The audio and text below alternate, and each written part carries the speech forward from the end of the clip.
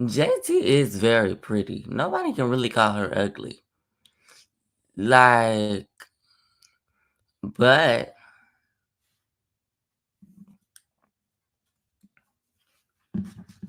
but Suki, Suki thinks otherwise. Suki thinks otherwise. I got my signs today, y'all. Oh, I think Suki thinks otherwise.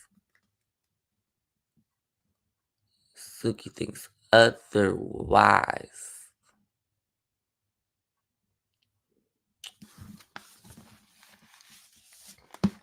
But honestly, I feel like they're both very pretty. They are. Like, being black and being called pretty by other races, it feels good. But then to be black and be called pretty by your own kind, your own race, that feels so good. Because that says that, okay, my kind accepts me. My kind accepts me.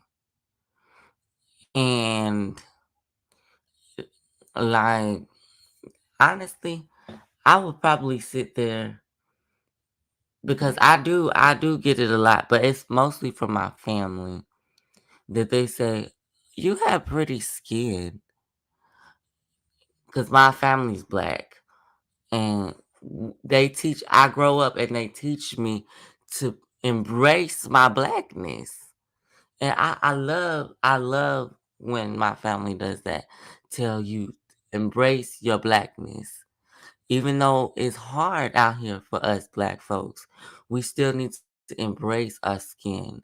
We shouldn't hate our skin because of what other races are going to say about us or how other races feel about us. And growing up and learning to just embrace my skin and my complexion and my melanin and understanding my melanin and why I'm just so beautiful and I glow. Like it makes me blush sometimes because if I love myself enough where I accept, okay, I'm black. And so it's hard for other races to see beyond that because they're jealous. They're jealous that we're so beautiful. Like, they're jealous. Like, I think that's all it is just jealousy. They want to be us. Like, I feel like that's how racism started is when they seen, oh, it's another kind of people and they don't look like us. They look better than us. And sometimes when you have that person look better than us, then you start hating. You start hating on that person, become jealous because you feel like, man, they look better than me. So you trying to compete with them. Well, child, I'm coming to tell you, you don't have to compete with nobody else. You don't. Don't be trying to compete with nobody. The only person you should compete with if you want to compete with somebody is yourself, boo. That's it. That's it. That's all you gotta compete with is yourself. Cause child, can't nobody out beauty you but you. Like, just because you think somebody is prettier than you, we all equally beautiful. We might say to another person, you look way better than me, girl. you look way better than me, girl. Like, we might say that once in a while, but sometimes you need to look in the mirror and tell yourself, girl, you more beautiful than anybody on this planet because you made by God Himself. You made by God Himself. And so, as a black person stepping into another race's shoes, not saying I want to be another race. Like I said in my last episode, I'm black. And don't be trying to be a cracker, okay? Because you black, boo. So embrace that. Embrace your blackness, boo. Embrace it. Girl, I love on yourself. Sometimes you gotta take yourself out to dinner, girl. You gotta take your stuff out. You gotta go shopping. Go shop for yourself. Go buy some skincare. Go buy some stuff for you. Like, treat yourself. Go on a spa day, girl. If you see this is your sign to go enjoy a spa day. Just pick a day. It could be this Saturday, it could be next Saturday, but pick a day. Memorial Day. Go Memorial Day. Take yourself and go get a spa treatment. And just embrace yourself. Love on yourself. Embrace your blackness.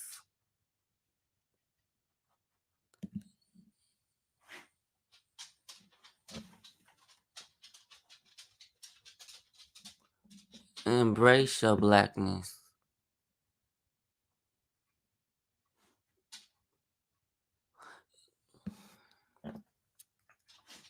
Cause sometimes I know sometimes it's hard to embrace your blackness. It's hard to accept the fact that you're black. Because there were times, and I'm not gonna lie, there are sometimes. That's why I go in the mirror and I remind myself, black is beautiful, baby. Black is beautiful. And you just gotta learn to live with it. Because sometimes I just be like, man, I don't wanna be black. I actually told a white person, I told them, I said, I don't like being black. They asked me, why is that? Why do you feel like that? And I explained, I said, because of the stuff that us black folks have to go through. Like, we've been mistreated, we've been called ugly, we've been called niggers. We just been called all this stuff, monsters. And so then that's when there was like, and this was coming from a white person. Can you believe it? They told me, they was like, I know that you go through all those things. I cannot understand why y'all go through these things. I can't understand it. And it's sad because I wish y'all didn't have to go through these things. But in my personal opinion, came out of her mouth. My personal opinion, black is beautiful. I feel like that's the best race out of all races. And I'm not even trying to hate on my own race. I'm just saying. And then that's when I took the time out and I really sat down and I thought, well, maybe the reason why they hate on us is because they want to be us. Because we are beautiful. We look different. We stand out. We don't stand with the crowd. We stand out. And they don't like the fact that we stand out because they want to be the spotlight.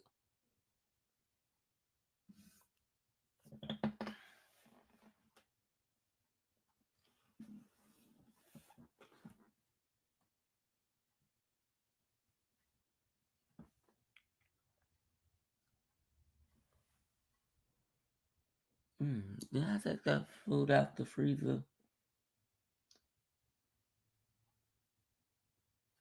Oh, do I got a snack? Let me see if I got a snack. I can snack on later.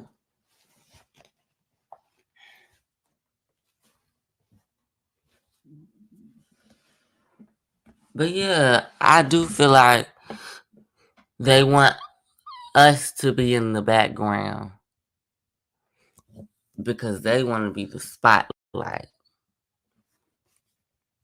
But when a light shine on us, boo, we look pretty. We look like we're glowing.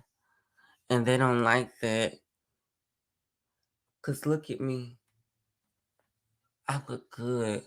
I look so beautiful. I look gorgeous.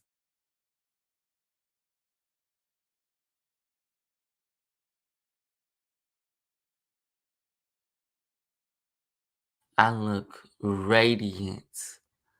I look so magnificent. I look amazing. Like, literally. And it's crazy how I got the back and black shirt on. And I'm wearing all black. And I'm talking about black power. Embracing blackness. Being black in America. Like, those are the things that make us us. Being black in America. And happy belated Mother's Day to all the mothers out there. Because I know as black mothers, it's hard being a black mom in America because black moms are held to a high standard, especially single black moms. And it's crazy how I'm talking about women, black women, and how black women are so beautiful. But black women are held to real high standards, especially not just from other races, but especially from black men. Black men want women to be cooks, cleaning services. Um, Black men feel like, and it's not just black men, but I see it a lot. I've seen it a lot with white people too, like in hidden figures. But I really see it a lot in black men when they get up on social media and talk all this crap about black women, talking about how they shouldn't be working, they shouldn't have jobs. Their only job is to be stay at home parents, and they some of them don't even deserve to have children. Wait, hold on. Some of them don't deserve to have what? So how are you gonna get into this world? How are you gonna get into this world? I'm confused. Do you know that you come from a woman? You come from a woman. So why are you degrading black women? Talking about they don't deserve to have children. I feel like women deserve the world because they have to raise children. They have to give birth to children. They have to take care of children. And it don't stop when their children are gone because they still got to take care of their children while their children are gone out the house. And black parents worry so much about their children, especially because their children are black. Not saying that white parents don't have to worry about their children, but a lot of problems happen with the black community. And a lot of things that the white community does affects black people. It, really, white women affect a lot of the black women.